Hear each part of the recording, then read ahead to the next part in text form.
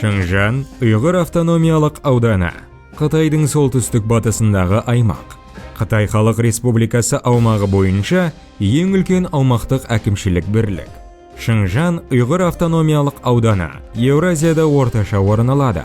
Оның ауданы 1,644,897,17 шаршы километр. Бұл Қытай Халық Республикасы аумағының 6-шы бөлігін құрайды. Шыңжан 8 мемлекетпен ұзындығы 5600 км құрлық шекарасына ие. Монғолия, Ресей шамамен 45 км, Қазақстан, Қырғызстан, Тәжікстан, Ауғанстан шамамен 80 км. Үндістан сондай-ақ Пәкістан бақылайтын Үнді одақтық Ладах аумағының солтүстік аумақтары. Әкімшілік орталығы және ең үлкен қаласы Үрімші. Жер бетіндегі теңізден ең алыс жер. Ол ашық теңізден 2648 шақырым қашықтықта орналасқан. Ежелгі уақытта аймақ аумағы арқылы Ұлы Жібек жолы өткен. Аумақтың солтүстік бөлігін Құмды Сазды Жоңғар жазығы, оңтүстігін Қашқар жазығы Тарим ойпаты алып жатыр. Оның орталық бөлігінде Такламақан құмды шөлі орналасқан. Жазықтардың арасында Шығыс Тянь-Шаньның биік тау жоталары орналасқан. Биіктігі шамамен 7000 метр. Негізгі өзендері Тарим, жоғарғы Іле, Қара Ертіс. Негізгі көлдері Лобнор, Баграшкел, Эбинур. Климаты құрғақ, шұғыл континентті. Тұрғыны 23,217,299 адам. 2015 жыл. Шыңжанда 47 ұлт тұрады. Олардың ішіндегі ең көп саны ұйғырлар, 45,21%. Қытайлар, Хан, 40,58%. Қазақтар, 6,74%. Дүнгендер, 4,55%. Сарыкөл, вахандар, өзбектер, манжурлар, дауырлар, татарлар мен орыстар. Орта Азиядағы сталиндік қуғын сүргін кезінде Қытайдың шығыс Түркістанына, қазіргі Шыңжан мыңдаған қазақтар, қырғыздар, өзбектер және тағыда басқа көшіп келді. 1954-1955 жылдары Сталин қайтыс болғаннан кейін қазақтардың КСРО-ға, Қазақстанға жаппай шығуы басталды. 1962 жылдың басында 60-тан 100 мыңға дейін ұйғыр, қазақ және дүнген КСРО-ға, негізінен Қазақстан мен Қырғызстанға кетті. 19 ғасырдың ортасында Цин империясы шығыста апиын соғыстарын жүргізген кезде Шыңжанда Еттиштар мемлекеті құрылды. Ол халықаралық мойындауға бекер тырысты және 1875 жылы Цин империясымен жойылды. Синхай төңкерісінен кейін және Қытай Республикасы құрылғаннан кейін губернатор Ян Цзиньсин Шыңжанның нақты тәуелсіз билеушісі болды. 1928 жылы ол өлтіріліп, оның орнына Джин Шужен келді. Джин Шуженнің саясаты Кумул көтерілісін тудырды және Шығыс Түркістан Ислам Республикасының құрылуына әкелді. 1933 жылы Джин Шуженге қызмет еткен орыс ақгвардияшылары оған қарсы шықты. Джин Шужен КСРО аумағына қашуға мәжбүр болды. Ал Шэн Шицай Шыңжан губернаторы болды. КСРОның көмегімен Шэн Шицай провинциядағы билігін күшейтіп, оған жауап ретінде Кеңес одағы мен КСРО үшін бір қатар пайдалы келісімдер жасады. 1941 жылдың қаңтарында Шэн Шицай Кеңес одағының басшылығына Шыңжанды 17-ші одақтас республика ретінде КСРО құрамына қабылдауға шақырды. Ақпан айында бас тартылды. Ұлы отан соғысы басталғаннан бастап Шыңжан провинциясы Кеңес одағына азық-түлік жөнмен көмек көрсете бастады. Алайда 1942 жылы Шэн Шицай кеңеске қарсы және антикоммунистік саясат жүргізе бастады. Бұл бір қатар көтерілістерді тудырды және Шығыс Түркістан революциялық республикасының құрылуына әкелді.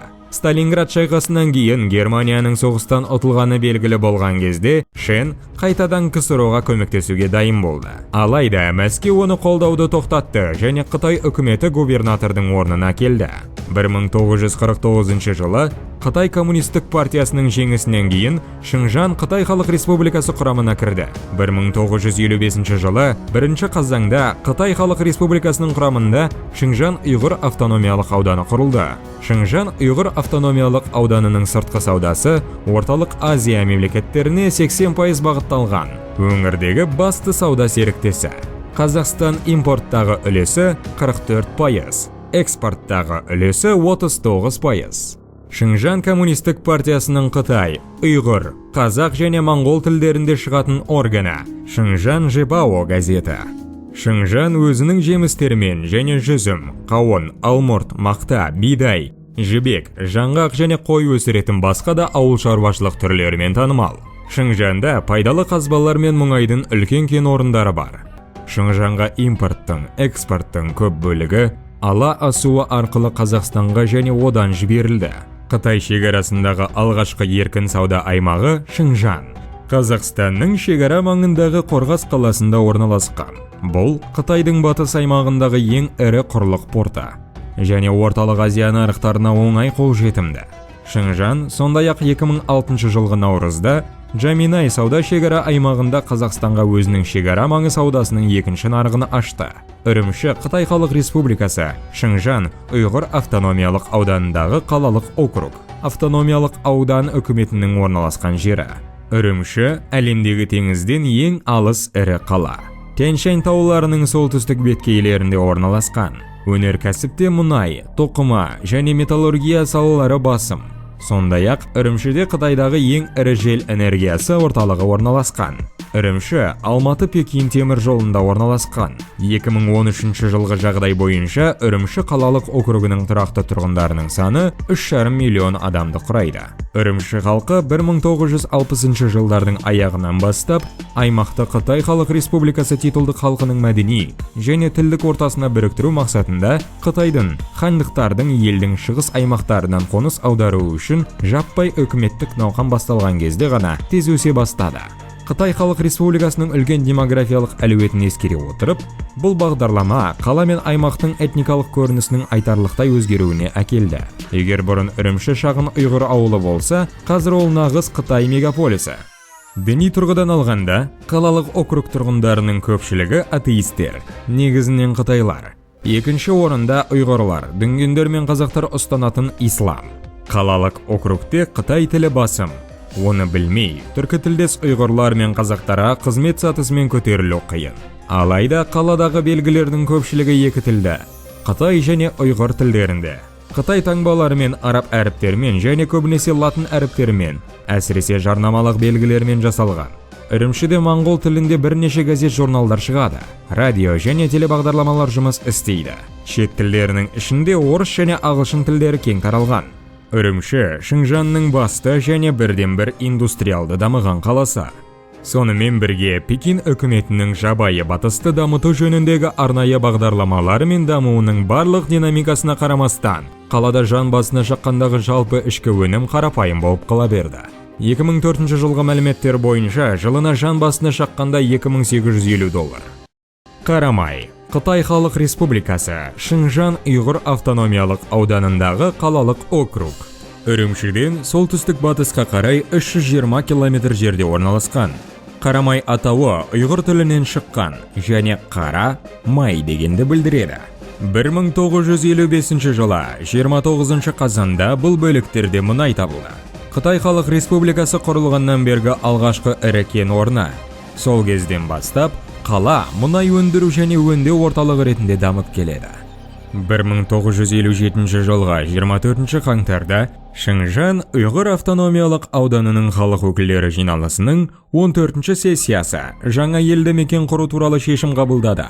Және 1958 жылғы 29 мамырда Қытай Халық Республикасы мемлекеттік кеңесінің жарлығымен Қарамай қалалық өзі құрылды. Тұрғыны 460 мың адам, 2015 жыл. Халқының 75%-ын хан, қытайлар, қалғандары ұйғырлар, қазақтар, моңғолдар, хуэйцзу құрайды. Қалада жазда құрғақ және ыстық климат бар. Жылдық температура диапазоны -25-тен 40 градусқа дейін. Қашғар округы Қытай Халық Республикасының Шыңжан ұйғыр автономиялық ауданындағы әкімшілік бірлік. Округ билігі Қашғар қалалық өзінде орналасқан. 2000 жылғы халық санағына сәйкес округте 3405,7 мың адам тұрады.